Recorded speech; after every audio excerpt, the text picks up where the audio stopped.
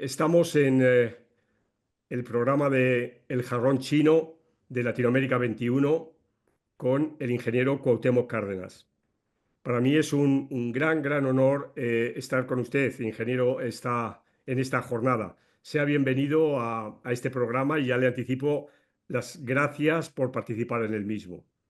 No, Manuel, un gusto poder estar con ustedes y puedo aprovechar para enviar un saludo muy cordial en este fin de año y todo lo mejor para el próximo, para Sí. usted y para todo el auditorio. Así sea, así sea. Bueno, precisamente estamos terminando el primer cuarto del siglo XXI. Sé que la pregunta es muy ambiciosa, pero ¿cómo ve usted? Y vamos a empezar de lo mayor a lo más pequeño. ¿Cómo ve usted el panorama político mundial? Pues lo veo complicado,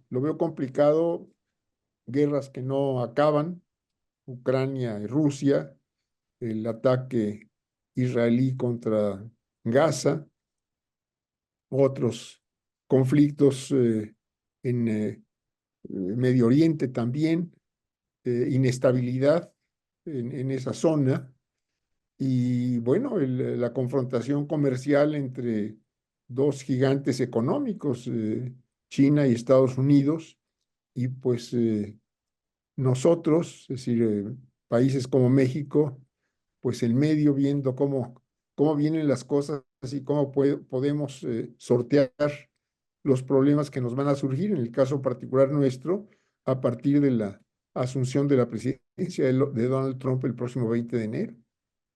Bien, y ya que se ha referido a México, ¿cómo ve ahora mismo la situación política de México? O incluso si podemos hacer un poco el balance de los últimos 25 años para llegar a la situación actual. Bueno, si nos vamos a los últimos 25 años, pues vamos a tener un país que ha crecido poco económicamente, que ha acentuado las diferencias sociales, eh, que ha tenido una muy fuerte concentración de ingreso en grupos de población muy reducidos, cada vez más reducidos, diría yo, eh, pobreza que no acaba, pobreza que no acaba, aunque se haya reducido unos cuantos puntos porcentuales. Eh, México, pues durante todo este cuarto de siglo, casi cuarto de siglo, ausente de los foros internacionales. Esta es una cuestión que está ahora recuperándose afortunadamente, pero hemos estado ausentes de los foros internacionales.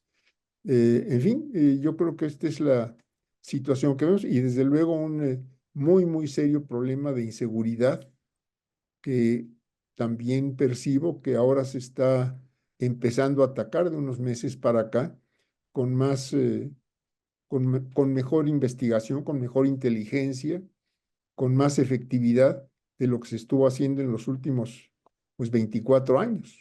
Entonces, esta es la situación del país que yo veo y donde tenemos que pensar sobre todo en hacer crecer seriamente la economía, en instrumentar lo que los economistas llaman políticas contracíclicas, de manera que a partir del crecimiento podamos tener una mejor distribución de la riqueza y podamos también, pues, eh, recuperar políticas de industrialización, de atención al campo, etcétera. Entonces, esta es la situación que yo veo en este momento.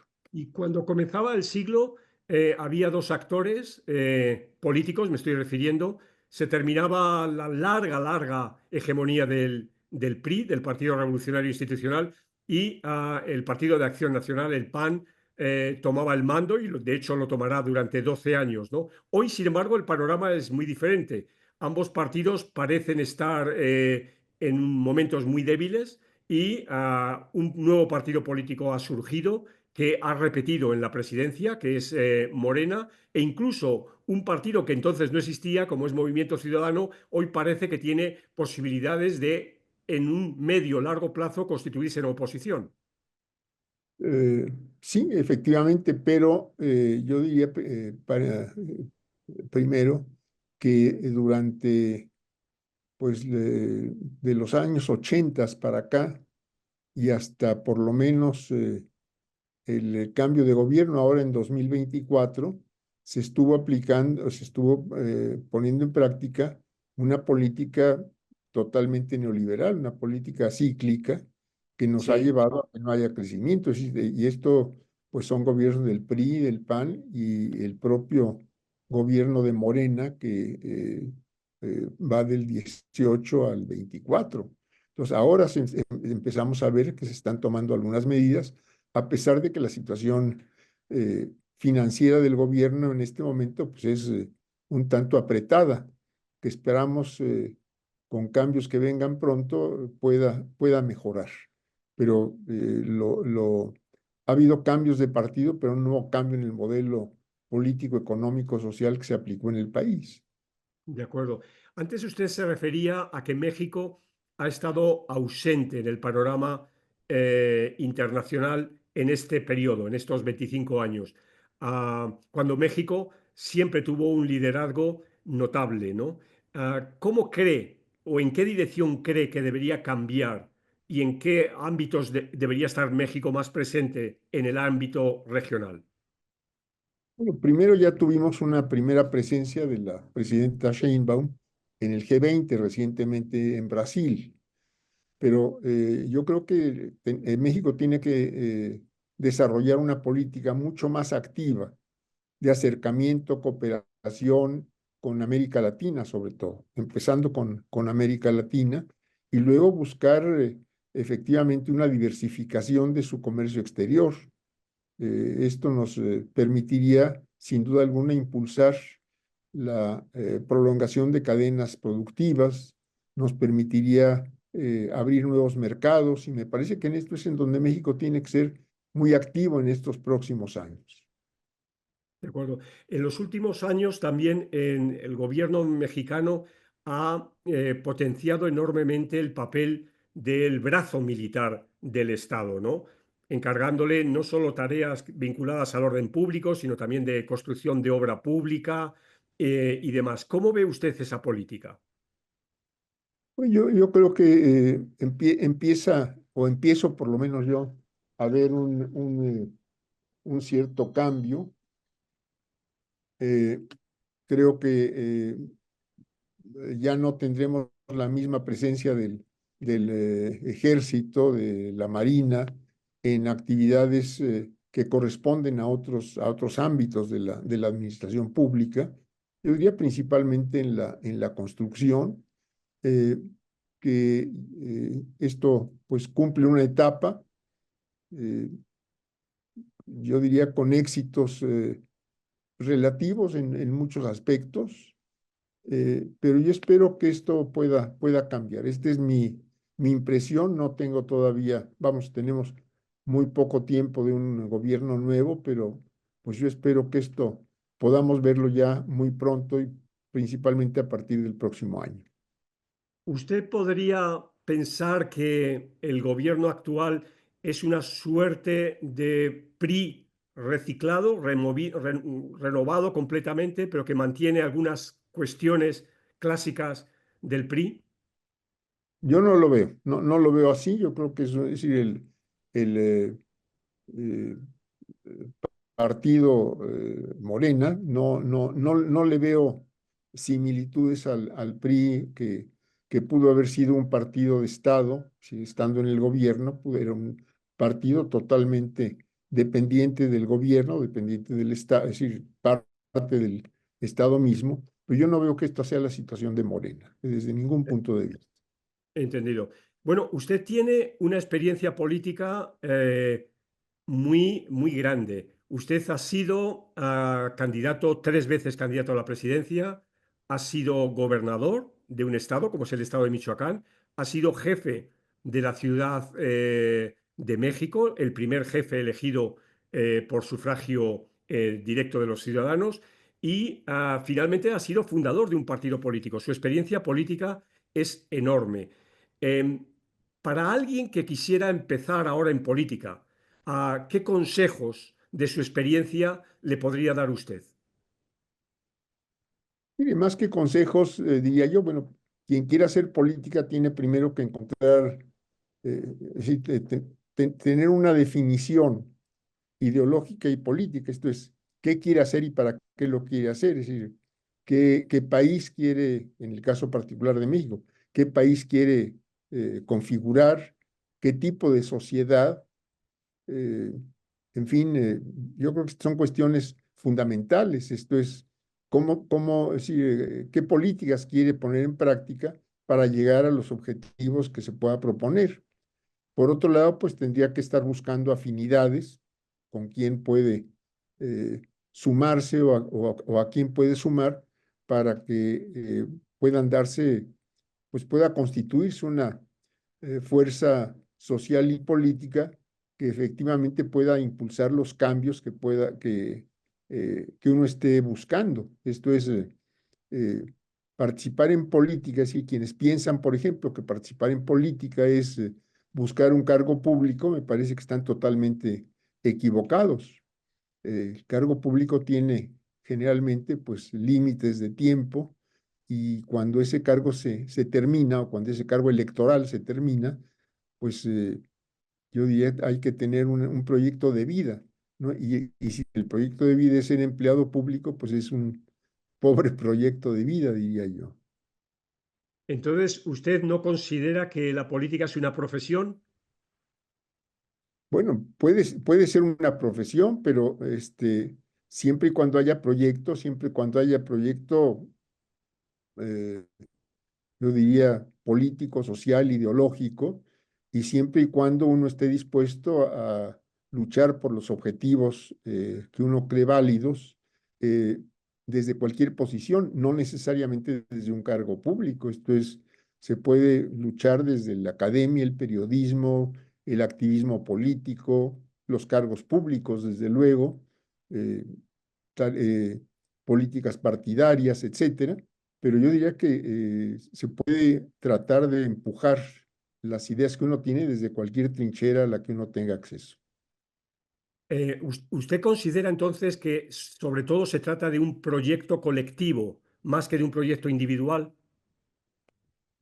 Al final de cuentas, yo diría de un proyecto colectivo que en el caso de México, por ejemplo, podría yo decirle, en las últimas elecciones, ningún partido ha tenido, desde mi punto de vista, un proyecto que se le pueda plantear a la ciudadanía. Era sustituir a unos por otros, pero ninguno nos planteó un proyecto de transformaciones del país en lo social o en lo económico o en lo político. Entonces, eh, pues me parece que esta fue una de las grandes fallas que tuvimos en la vida partidaria en este cuarto de siglo. Yo esperaría que eso pudiera mejorar de aquí en adelante. Eh, Me gustaría saber en cuál de esos cuatro escenarios que le planteaba, es decir, la política partidista, la política en la Ciudad de México, la política en la campaña electoral como presidente y la política en la gobernatura de Michoacán, usted se sintió más cómodo. Y yo me sentí muy cómodo siempre en las Ajá. campañas por el Senado primero, luego por el gobierno de Michoacán, las tres campañas por la presidencia de la República y desde luego al frente del gobierno tanto de Michoacán como de la Ciudad de México, donde creo que se hicieron esfuerzos dentro de las limitaciones existentes, pero se hicieron esfuerzos por cambiar las cosas con sentido democrático e igualitario tanto en Michoacán como en la Ciudad de México. Me gustaría también saber en qué medida usted considera que el proceso de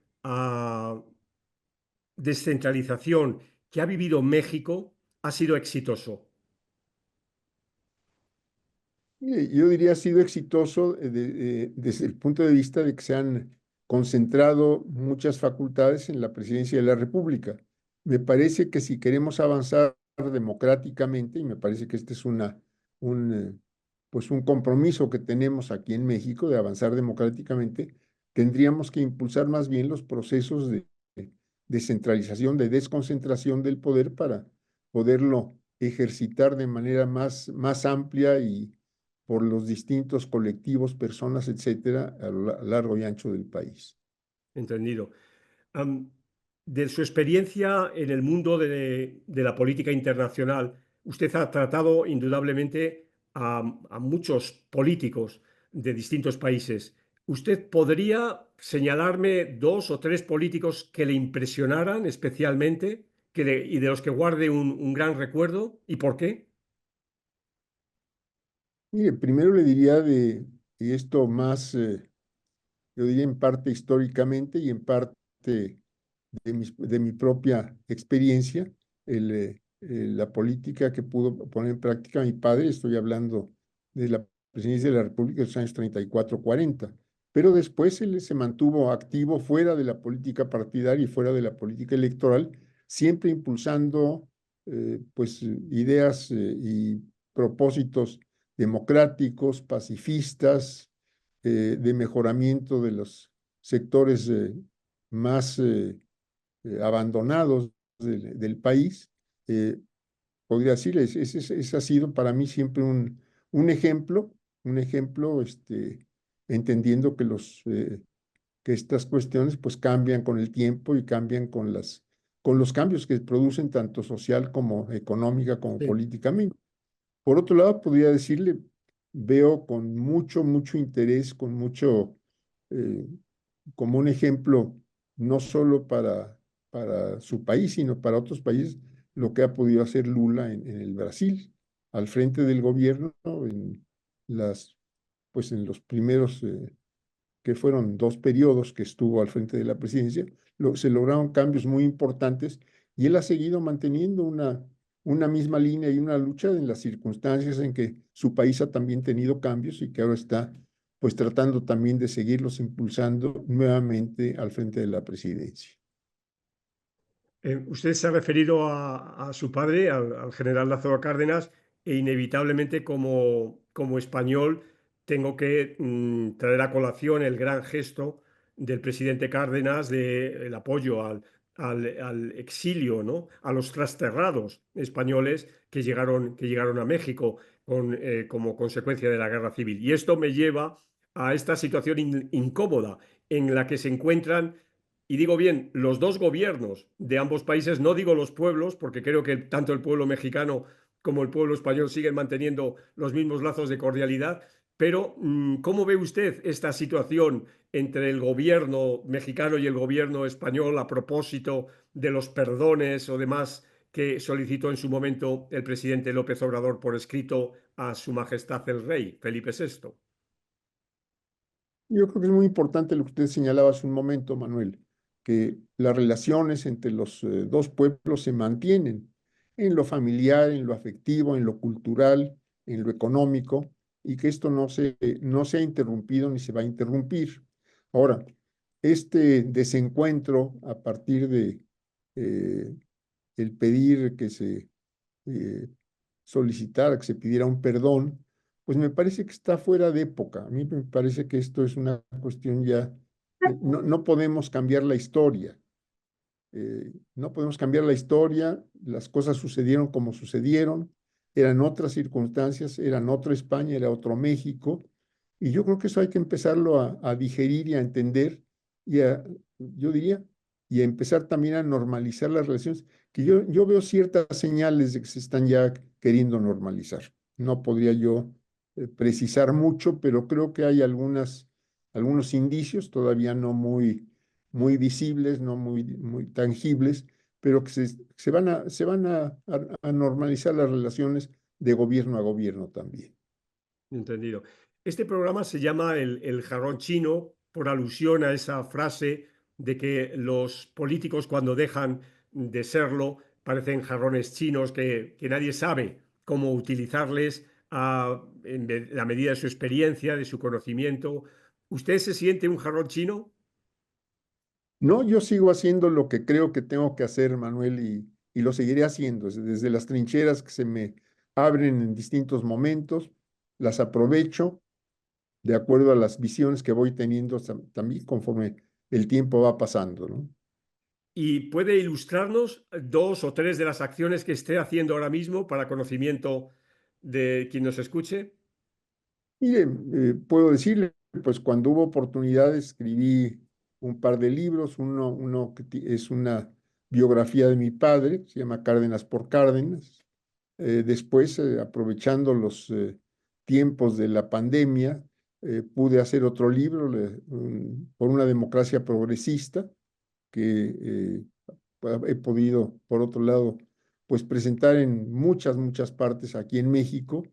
Y eso es lo que hago, es decir, acudo a universidades que me invitan, acudo a reuniones que me invitan de distintas organizaciones, y esto pues mantiene y me permite también seguir impulsando las ideas en las que creo y las que creo que tengo que seguir impulsando.